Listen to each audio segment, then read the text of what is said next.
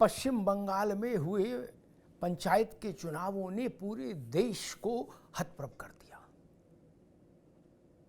पंचायत चुनाव में इतनी हिंसा शायद ही किसी राज्य में हुई हो। बम चले, गोलियां चली, रक्तपात हुआ, हत्याएं हुईं, मतपेटियां लूटी गईं। राज्यपाल को मतदान के दिन बूथ दर बूथ घूमना पड़ा। ऐसा दृश्य भी शायद ही कभी देखा गया हो कि ऐसी स्थिति निर्मित हो जाए कि राज्यपाल को बूथ दर बूथ घूमना पड़े और मतदाताओं में भरोसा बहाली करनी पड़े। रक्त रंजित राजनीति।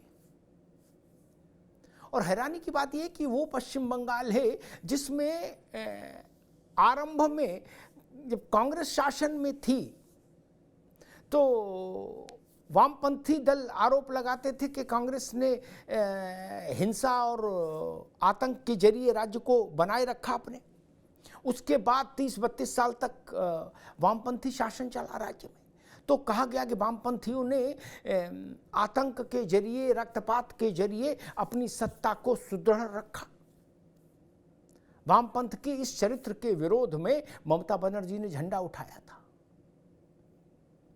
और फिर वो कांग्रेस से अलग हुई और राज्य में छा गई, एक पार्टी बनाई, उसकी मुखिया बनी और उनको सरकार सौंपी राज्य ने। जिस कोर विषय सब्जेक्ट पर ममता बनर्जी की राजनीति केंद्रित थी वो थी हिंसा की राजनीति का विरोध।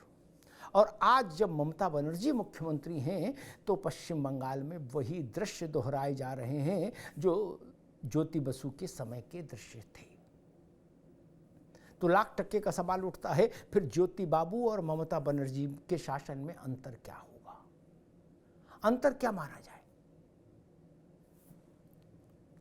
उत्तर प्रदेश देश का सबसे बड़ा सूबा, उसमें पंचायत के चुनाव भी हुए, नगर निगम के चुनाव भी हुए।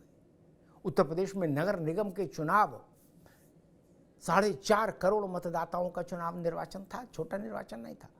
कहीं कोई हत्या नहीं, कहीं कोई लूटपाट नहीं, कहीं बम नहीं, कहीं गोली नहीं।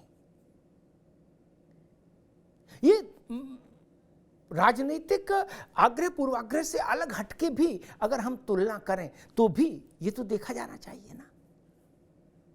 अगर उत्तर प्रदेश में निर्विघ्न, बिना हिंसा के, बिना रक्तपात के निर्वाचन प्रक्रिया संपन्न हो सकती है तो पश्चिम बंगाल में क्यों नहीं?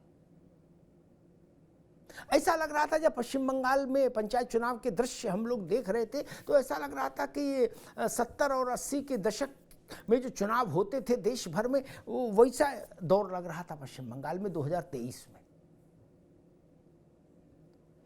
कांग्रेस पार्टी राष्ट्रीय स्तर पर टीएमसी के साथ एक बड़ा गठबंधन करने की इच्छुक है, लेकिन कांग्रेस ने भी कहा कि अगर इसी ढंग की हिंसा होती रही राज्य में तो लोकतंत्र का कोई मतलब नहीं रह जाएगा।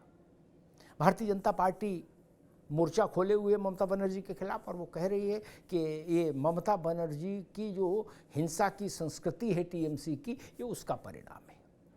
टीएमसी कह रही है कि सबसे ज़्यादा हमारे लोग मारे गए, इसलिए हमारे ऊपर ये आरोप नहीं लगना चाहिए कि हिंसा हमने की। लेकिन टीएमसी को इस बात का जवाब देश भर को देना होगा कि आप शासन में हैं, आपकी पार्टी का मारा जाए या दूसरी पार्टी का मारा जाए या बिना किसी पार्टी का आदमी मारा जाए, सामान्य जन, फिर भी शासन पर सवाल खड़ा होगा। एक भी हत्या शासन के लिए प्रश्नवाचक चिन्ह लेकर आती है। ये मसला नहीं कि जो सत्तारूढ़ पार्टी है उसके लोग मारे गए ज़्यादा इसलिए सवाल नहीं खड़ा हो। कोई आदमी चुनाव में मारा ही क्यों जाए, ये बड़ा सवाल है। पश्चिम बंगाल में वामपंथ शासन के समय जो राजनीति का मिजाज था, जो चरित्र था, जिसमें हर निर्वाचन, हर चुनाव रक्त कुंड से स्नान करके आता था सामने, क्या वैसी ही स्थिति टीएमसी के शासन में भी है? और क्या ममता बनर्जी और ज्योति बसु में कोई बहुत बड़ा फर्क अब नहीं रह गया? आज शाम 5 बजे रहिए मेरे साथ, इसी पर चर्चा करेंगे। धन्यवाद।